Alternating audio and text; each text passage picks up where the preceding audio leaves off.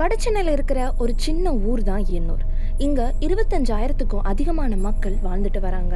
இங்கே பெரும்பாலும் உழைக்கிற வர்க்கத்தினரும் பிற்படுத்தப்பட்ட மற்றும் வறுமை கோட்டுக்கு கீழே இருக்கிறவங்க தான் அதிகமாக வாழ்ந்துட்டு இருக்காங்க. ஒரு பக்கம் கொசஸ்தலை ஆறு, இன்னொரு பக்கம் வங்காள விரிகுடா, அதை இணைக்கிற பாலமா எண்ணூர் கழிமுகம் இருக்குது. இவ்வளவு சிறப்பு வாய்ந்த இடத்துல அங்கே இருக்கிற மக்கள் எவ்வளவு சந்தோஷமா இருக்கணும். அதான் இல்லை, இங்கே நடக்கிற கதையே வேற. இவ்வளவு வளம் இருக்கிற இந்த எண்ணூரை குறி வச்சு 1960களில் இருந்து பல தொழிற்சாலைகள் உள்ள வர ஆரம்பிச்சாங்க. இப்போ எண்ணூரை காணும், வெறும் தொழிற்சாலைகளும் பொல்யூஷனும் மட்டும்தான் மிஞ்சிருக்கு. அப்படின்னா அங்க இருக்கிற மக்களோட வாழ்க்கை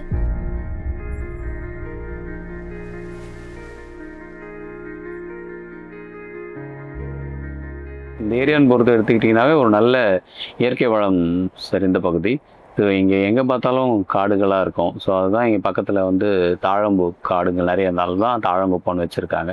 நெட்டுக்குப்பம் உப்பு விளையிற விவசாயம் பண்ணிக்கிற இடம் உப்பு நாடுன்றது. இயற்கையாகவே கடல் வளத்தையும் கடலோட மல்டி பொருட்களை சார்ந்து வாழ்ந்திருக்கோம். ஃபார் எக்ஸாம்பிள் கிளிஞ்சல் எடுத்து சங்கு எடுக்கிறது, பெண்கள் உப்பளங்கள் அதிகமாக இருந்தது. அதனால தான் உப்பு நாடு அப்படின்றது பேர் இருந்தது இங்கே. இப்போ அது மருவி நெட்டுக்குப்பம்னு சொல்லிட்டு இருக்கிறாங்க. 1991களுக்கு அப்புறம் பார்த்தீங்கன்னா இண்டஸ்ட்ரியல்ஸாக மாறிடுச்சு நிறைய. ஸோ கிட்டத்தட்ட எண்ணூரில் மட்டும் பார்த்தீங்கன்னா ஒரு 12 வகையான ரெட் கேட்டகரிஸ் இண்டஸ்ட்ரி இருக்குது. ஸோ மணலையும் சேர்த்துட்டிங்க அப்படின்னா அங்கே ஒரு 30, மொத்தம் நியர்லி ஒரு 40-45 இண்டஸ்ட்ரீஸ் இருக்குது. அதில் 30 வகையான ரெட் கேட்டகரிஸ் இண்டஸ்ட்ரீஸ் இருக்குது.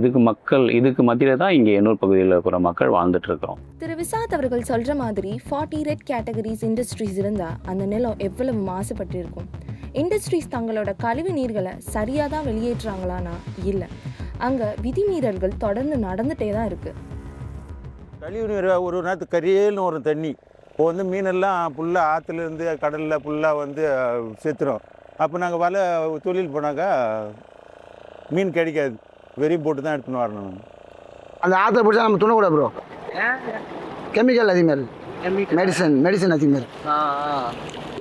அந்த தண்ணியால் அந்த கெமிக்கல் தண்ணி வருது, அந்த கடலில் வருது. அதில் அது நாற்று தண்ணியில் ஒரு பொடி கூட கிடைக்கும் மாதிரி. அது துண்ணாலாம் நம்மளுக்கு ஒரு நோய் மாரி வருது, படம் மாரி வருது. பொல்யூஷன்னா நான் சொல்கிற எல்லா கேட்டகரியிலிருந்தும் கழிவுகள் ஃபார் எக்ஸாம்பிளுக்கு ரசாயன கழிவுகள் கலக்கிற கம்பெனிலேருந்து ரசாயன கழிவுகள் வருது. பெட்ரோலியம் கெமிக்கல் கம்பெனிஸ்லேருந்து பெட்ரோலியம் கம்பெனி வந்தது. உர தொழிற்சாலையிலேருந்து உரங்கள் வருது. அனல் மில்லேருந்து சாம்பல் கழிவுகள் வருது. ஸோ இருக்கிற எல்லா இண்டஸ்ட்ரியோட கழிவும் இப்போ எங்கே டம்ப் ஆகுது அப்படின்னா முழுக்க நீர்நிலைகளில் தான் கலக்கிறாங்க. குறிப்பாக சொல்லணும்னா அந்த பக்கிங் கெனால், கொற்றலை ஆறு, ஸோ இது வழியாக போய் கடலில் கலக்கிறதுனால ஸோ டோட்டலாகவே மாறி போயிருக்கு. கோரமெண்டல் இண்டஸ்ட்ரி அம்மோனியா ரிலீஸ் பண்ணுறாங்க. இவங்க சொல்கிற மாதிரி இவ்வளவு கழிவுகளை வெளியேற்றுறது ஒரு விபத்துனாலேயோ இல்லை அறியாமையினாலேயோ நடக்கலை. தொழிற்சாலைகளுக்கு எண்ணூர் ஒரு குப்பை கிடங்கு மாதிரி மாறிடுச்சு. இண்டஸ்ட்ரீஸ் பற்றி பேசுகிறப்ப கோரமண்டல் இண்டஸ்ட்ரி தவிர்க்க முடியாதது. கடந்த 2023ஆம் ஆண்டு அமோனியா வாயு கசிவு ஏற்பட்டது. இதனால் அந்த ஊர் மக்கள் ரொம்ப சிரமத்துக்கு ஆளானாங்க. ஏன் உயிரிழப்பு கூட நடந்துச்சு. இது தொடர்பாக நாங்கள் அங்கே இருக்கிற மக்கள் கிட்ட கேட்டு தெரிஞ்சுக்கிட்டது என்னன்னா, கோரமண்டல் ஆலையில் பைப்லைன் அமோனியா எடுத்து வர்றதுக்கான பைப்லைன் கடலுக்குள்ளே போகும். ஸோ அதில் அந்த பைப்லைன் பஸ்ட் ஆகி கேஸ் லீக்கேஜ் இஷ்யூ வந்தது. திடீர்னு பஸ்ட் ஆகி ஒரே நேரத்தில் அமோனியா கேஸாக வெளியே வந்ததுனால அது ஒரு ட்ராமாவை கிரியேட் பண்ணுச்சு. தொடர்ந்து அந்த ஆலையை சுற்றி இருக்க பகுதிகளில் பாஸ்பரஸோடைய நெடி அவங்க ப்ரொடக்ஷன் நடக்கும் போதெல்லாம் அந்த ஏரியா சுற்றி பெரிய குப்பம், சத்தியவனமுத்து நகர், காமராஜ் நகர்லாம் அந்த வாசனை வந்துக்கிட்டே இருக்கும். கேஸில் லீக்காக ஒரு 4-5 பேர் மைக் அடிச்சு விட்டுருந்தாங்க. ஒருத்தர் இறந்துட்டாங்க. அதில் போராட்டம் பண்ணி மறுபடியும் அரசாங்கம் இனிமேல் அது கசிவு வராத அளவுக்கு பார்த்துக்கிறேன்னு சொல்லிட்டு மறு ரன் பண்ணிக்கிறாங்க. இப்போ அதனால பொறுப்பு மீனெல்லாம் செத்து போயிடுச்சிங்க. கரை இருக்கிற மீனெல்லாம் செத்து மறந்துருச்சு. அதனால தான் போராட்டம் பண்ணோம் நாங்கள். நைட்டு கேஸ் லீக் ஆகிடுச்சு. அது நைட்டு யாருக்கும் அவ்வளோ நியூஸ் தெரில. 12 மணிக்கு 1 மணிக்கு மேலே தான் எல்லாத்துக்கும் நியூஸ் தெரிஞ்சிச்சு. நியூஸ் தெரிஞ்சோடனே எல்லாம் வெளியே ஊரை விட்டு எல்லாம் காலி பண்ணுறது. அதனால சின்ன குழந்தைங்களுக்கு இது பண்ணுறது, மூச்சடைப்பு, எல்லாம் இறந்து போகிறது, அந்த ப்ராப்ளம் வீசிங் ப்ராப்ளம் வந்ததுனால எல்லாம் கொஞ்ச நாள் ஸ்ட்ரைக் பண்ணியிருந்தாங்க. அதுக்கப்புறம் எல்லாம் அந்த காசு அது இதுன்னு கொடுத்தோடனே இப்போ அதுவும் ரிமூவ் பண்ணி இப்போ திருப்பி அது பண்ணால் அதை ரிமூவ் பண்ண அந்த கேஸை. இவங்க கிட்ட கேட்டு தெரிஞ்சுக்கிட்ட தகவலின்படி எண்ணூர் மக்கள் நள்ளிரவில் வீட்டை விட்டு தங்களையும் தங்களோட குழந்தைகளையும் காப்பாற்ற ஓடுனது மட்டும்தான் நினைவில் இருக்குன்னு சொல்றாங்க. பாதிக்கப்பட்ட ஊர் மக்கள் இதுக்கெல்லாம் தொழிற்சாலையோட அலட்சியம் தான் இந்த விபத்துக்கு காரணம்னு மக்களும் சுற்றுச்சூழல் அமைப்புகளும் போராட்டம் பண்றாங்க. இது தொடர்ந்து அதே 2023 மிஜாம் புயல் தாக்குதல்னால சென்னை பெட்ரோலியம் கார்ப்பரேஷன் லிமிடெட் நிறுவனம் கொண்டு செல்ற எண்ணெய் குழாயில கசிவு ஏற்பட்டுச்சு. இதனால மீண்டும் எண்ணூர் மக்கள் மிகவும் சிரமத்துக்கு ஆளானாங்க. அது இன்னைக்கு வரைக்கும் ஆக்சிடென்ட்டா இல்லை இன்சிடென்ட்டான்றது கிளியராக இல்லை. பொல்யூஷன் கண்ட்ரோல் போர்டே பர்பஸ்ஃபுல்லாக திறந்து விட்டாங்கன்றத சொல்லுது. கம்பெனி தரப்புல ஆக்சிடென்ட் தான் சொல்லணும் இருக்காங்க. ஸோ அதை விட்டு ஆயில் லீக்கேஜ் இந்த முகத்தோர பகுதி கடல் பகுதி முழுக்க ஆயில் ஃபுல்லாக டன் கணக்கில் மேய்ந்ததை பார்க்கணும். ஒரே நேரத்தில் அளவுக்கு அதிகமாக ஆயில் வந்தனால அது ஒரு பெரிய பிரச்சனையாக பேசப்பட்டது. பட் இப்போ ஒரு தடவை லீக் ஆச்சா இல்லையா, இந்த ஆயில் வருஷம் முழுக்க கொஞ்சம் கொஞ்சமாக வரும். இப்போ வந்த ஆயிலோட அளவு 1 டன் வச்சுக்கிட்டிங்கன்னா வருஷம் முழுக்க வாரத்துக்கு ஒரு 100 லிட்டரு 200 லிட்டருன்ற அளவில் லீக்கேஜ் ஆகிட்டே தான் இருக்கும். அதெல்லாம் சேர்த்து பார்த்தாலே இந்த அளவு தாண்டிடும். ஸோ இது ரெகுலர் ப்ராசஸ். ஒரு நேஷனல் டிசாஸ்டரை ஒட்டி லார்ஜ் ஸ்கேலில் வந்தனால பெரிய ரிசர்ச் தெரியுது. கோரமண்டல் கேஸ் லீக்கேஜ், நிஜாம் புயலப்போ ஏற்பட்ட கேஸ் லீக்கேஜ், சுற்றியுள்ள கம்பெனிகளால காத்து, நிலம், குடிநீர் மாசுன்னு வாழ்க்கையை இழந்து தவிக்கிற எண்ணூர் மக்களுக்கு மேலும் விழுந்த அடிதான் அவங்களோட வாழ்வாதாரம்.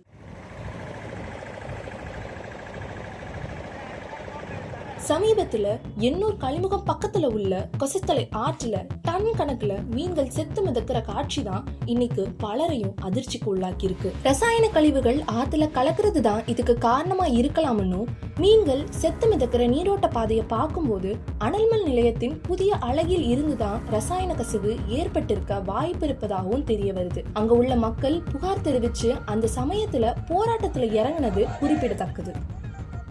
நார்த் சென்னை தெர்மல் பவர் ஸ்டேஷனுக்காக கட்டக்கூடிய அந்த குடியிருப்பு பகுதியை பார்க்கணும். அந்த குடியிருப்பே எதுக்கு இந்த ஏரியாவில் கிடைக்கும், அந்த இண்டஸ்ட்ரியல் ஏரியா தான் கட்டியிருக்காங்க. இண்டஸ்ட்ரியல் ஏரியாவில் கட்டினதுக்கு அப்புறம் இதை அலோவ் பண்ண முடியாதுன்னு சொல்லிட்டு அதை ரெசிடென்ஸ் ஏரியாவை கன்வெர்ட் பண்ணுறாங்க. ஸோ அந்த மாதிரி கிளியர் கட் வயலன்ஸ். அப்போ சட்ட ரீதியாகவே ஒரு பகுதி அப்படிங்கிறது முழுக்க உங்களுக்கு என்ன சொல்கிறது, அந்த பகுதியே ரொம்ப ஹசார்டஸ் ஏரியாவாக மாறி இருக்கு. எண்ணூர் கிரீக் ஆக்கிரமிப்பு, ஃப்ளை ஆஷஸ் மாசு, எண்ணெய் கசிவு, அமோனியா வாயு கசிவு இப்படின்னு ஒவ்வொரு சம்பவமும் எண்ணூரோட பிரச்சனைய தேசிய மாசு தீர்ப்பாயமான NGT வரை கொண்டு போச்சு. அமோனியா வாயு கசிவு பிறகு நடந்த 100 நாள் போராட்டத்துல தொழிற்சாலைகளோட பாதுகாப்பு ஏற்பாடுகள், அவசர நிலையை எப்படி கையாடுறாங்க, சுற்றுச்சூழல் விதிகளை சரியா பின்பற்றுறாங்களான்னு சுயாதீன நிபுணர் குழு விசாரிக்கணும்ன்றது தான் மக்களோட முக்கிய கோரிக்கையா இருந்துச்சு. இதுக்கிடையில சில போராட்டக்காரர்களுக்கு நிதி இழப்பீடு கொடுத்து போராட்டத்தை முடிவுக்கு கொண்டு வர முயற்சி நடந்ததா ஊடகங்கள்ல தகவல் வெளியாச்சு. ஆனா அந்த குற்றச்சாட்டுகள் எதுவும் நீதிமன்றத்துல உறுதி செய்யப்படல. அதுக்கு பிறகு NGT தலையிட்டு விசாரணை நடத்தி பாதுகாப்பு விதிகளையும் சுற்றுச்சூழல் விதிகளையும் கண்டிப்பா பின்பற்றணும்னு நிபந்தனை போட்டு தொழிற்சாலைகளை மீண்டும் இயக்க அனுமதிச்சாங்க. ஆனா எண்ணூரோட கதை இன்னும் முடியல. மக்கள் சிந்திக்கவும் கேள்வி கேட்கவும் தங்களோட உரிமைகளை சரியான முறையில கேட்டு பெறவும் முடியாத நிலையில இருக்கிறாங்கன்னு சூழலியல் ஆய்வாளர்கள் குறிப்பிட்டாங்க. இன்னைக்கும் அங்க வாழ்ற பலரும் தொழிற்சாலை வளர்ச்சிக்கும் அவங்க வாழ்க்கையோட பாதுகாப்புக்கும் நடுவுல தான் போராடிட்டு இருக்காங்க. ஆனால் இன்னைக்கு அந்த பகுதியில் எந்த அளவுக்கு உங்களுக்கு தொழிற்சங்கங்கள் வலுவாக இருக்குது. ஸோ அந்த பாலிடிக்ஸை பயங்கரமாக டைல்யூட் பண்ணிட்டாங்க இல்லையா. ஸோ பீப்புள்ஸ் மூவ்மெண்ட்டை எமர்ஜ் ஆகாமல் டைல்யூட் பண்ணக்கூடிய ஒரு விஷயம் இல்லையா. அதனால் என்னன்னா மக்களுக்கு பார்கெனிங் கெப்பாசிட்டி குறைஞ்சிருது. ஸோ அது திட்டமிட்டு அந்த வேலைகள் கடந்த பல வருடங்களை தொடர்ச்சியாக அங்கே செய்யப்பட்டிருக்கு. அதனால் அங்கே மக்கள் கலெக்டிவாக இருந்து அவங்க ரைட்ஸை பேசுவதற்கான ஒரு இடத்துல அவங்க இல்லை. அதனால தொடர்ச்சியாக அவங்க மேல் இந்த மாதிரி விஷயங்கள் தொடர்ச்சியாக திணிக்கப்பட்டு வருகிறது. ஸோ அப்போ இதற்கு எதிர்ப்பு தெரிவிக்க இதுக்கு என்ன மாற்று வழி அப்படின்னு இதை நோக்கி நகர்வதற்கு வழி இல்லாத ஒரு வகையில் இருக்காங்க. ஸோ அந்த வகையில் தான் இடதுசாரி ஜனநாயக சக்தி சார்ந்திருக்கக்கூடிய மற்றும் முற்போக்கு அமைப்புகளுடைய வேலைகள் இன்னும் ரொம்ப செய்ய வேண்டிய ஒரு தேவை அந்த பகுதியில் இன்னும் அதிகம் இருக்குது அப்படின்னு நினைக்கிறேன். பொதுவாக யாரும் அவங்க வளர்ந்த மண்ணை விட்டுட்டு போகணும்னு நினைக்கவே மாட்டாங்க. ஆனால் எண்ணூரில் அந்த நிலையே தலைகீழாக மாறி இருக்கு. எண்ணூர் மக்களோட ஒரே ஆசையே அடுத்த தலைமுறையாவது நல்ல சுற்றுச்சூழலில் வாழணுன்றது தான். அதுக்கு சரியான கல்வி வசதியும் கிடைக்கணும். ஆனால் அந்த வாய்ப்பு எல்லாருக்கும் சமமாக கிடைக்கல. இன்னைக்கு தங்களோட மூச்சிலையும் உணவுலையும் கலந்திருக்கிற விஷத்தையே அகற்ற வேண்டிய நிலைக்கு அவங்க தள்ளப்பட்டிருக்காங்க. வேறு வழி இல்லாமல் இதுதான் வாழ்க்கைன்னு இன்னைக்கும் அதே மண்ணில் வாழ்ந்துட்டு இருக்காங்க. வருங்காலத்தில் அரசு என்ன நடவடிக்கை எடுக்க போகுதுன்றதை பொறுத்திருந்து தான் பார்க்கணும்.